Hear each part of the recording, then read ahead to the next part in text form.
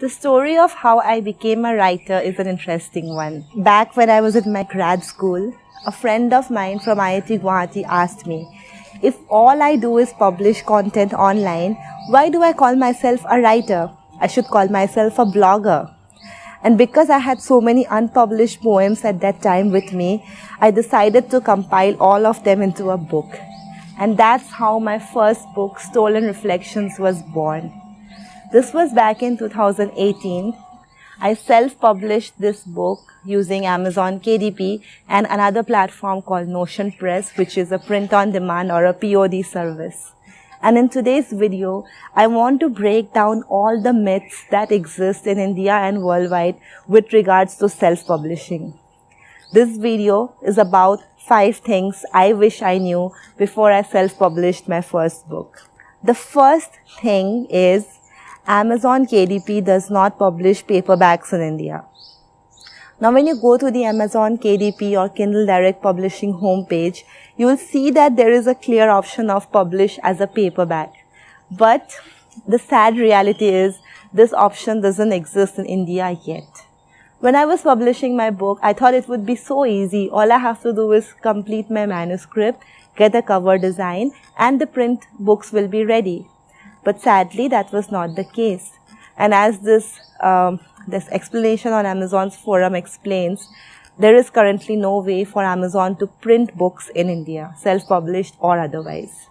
So the alternative that you have as a writer is to go for a POD or a print-on-demand service. The one that I used for my book was called Notion Press, but the one that I have used for my most recent book is called Ukyoto Publishing House. There are a few others in India as well. All you have to do is search for print-on-demand publishing services in India, compare the pricing and the profit sharing of all of these, and then you can have your choice. The second thing that I wish I knew was that support on social media does not equate to sales. When I first made the announcement that I'm publishing my first book, I got insane reactions on social media. I got 200 plus comments and more than 250 people liking the post. I was very happy because I thought this would mean at least 200 people will buy my book. But the night I published my book and announced it on social media that my book is live, guess how many copies I sold? Just 8. Despite 200 people commenting that they were excited for my journey, only 8 people purchased my book. And I was super demotivated, I'm not going to lie. I thought there's something wrong with my work. I started questioning my self-worth. But now, after spending so many years in the writing journey, I've come to understand that sales on day 1 of your book does not define the quality of your work. It doesn't define the quality of your friendship. That's how life is. Your friends might support you on socials, but they won't buy your book, and that's fine. It's your job as an author to find the right audience for your book and make sure your book reaches them. Which brings me to the third thing that I wish I knew before I self-published my book, and that is book marketing is a long-term process. See, when you publish a book, it stays alive forever. You can find that book on Goodreads or Amazon long after you die and you are gone from this earth. So if a book is such long-lived, why should the marketing campaign only last a few weeks or a few months?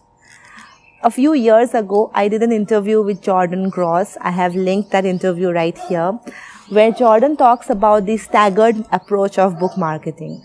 What this basically means is, when you publish your book, you make a marketing plan spanning through 5, 6, 7 months depending on your time and requirements. And every month you do something to promote the book. Say for example, in the first month, you can reach out to all your friends and family, give them a free copy of your book and ask them for a review in exchange. For the next few months, you can target famous book bloggers and bookstagrammers and ask them for writing a review for your book. In the next few months, you can go to local bookstores, you can print out posters, you can have some online social media games that will create interest among your book. There are many things that you can do, but the key is to do it in a staggered way. Your entire book marketing campaign doesn't have to be finished in a month or 2 months. It can last for a year or more than that. It all depends on how much effort you as an author are willing to put to make sure your book reaches the right target audience. The fourth thing I wish I knew before I self-published my book is that it is super important for you as an author to learn to identify scam. When you become a published author, the most tangible way in which your life changes is that you will receive tons of messages in your inbox from people claiming to either write reviews for your book or to promote it in some book festival or to list it in some bookstore. As an author, it's your responsibility to understand which of these are spam, because a lot of these messages only target new writers because they are the easiest targets. They have a very fragile ego and they are always looking for validation. So it's very easy to scam new writers. So don't fall into that trap. Learn to identify what is scam and what is genuine. Here's an example of a spam message I received on LinkedIn a few days back. Reading it, it's very apparent that this person didn't actually do any research. All they did was paste my name and the book's name in the template they had and hope that it would work. And the last thing that I wish I knew before I self-published my first book is that book sales cannot be your only income source. According to a 2022 author income study by Authors Guild, it was found that most authors have a hard time earning a living from their craft. In fact, out of 5,699 published authors, the median gross income from books was only $2,000 per year. Now, if you had to live your entire life on just $2,000 a year, you know how hard it's going to be for you, even in a country like India. Another study conducted by Words Rated in 2022 found that more than half of American adults don't read a full book in over a year. So as a writer, the audience, the readers are constantly dwindling. And it is a very difficult way to sustain your career by just writing books. So if you are an author, definitely write books because that's what fulfills you, that's what your passion is, but also look for alternate income sources. For me, my income sources other than my books are, first of all, my YouTube channel, secondly, my Medium blog, third, my website from which I earn from ad income and sponsorships, and lastly, I also do collaborations with brands for one-off projects. So these are all the income sources I have cultivated as a writer.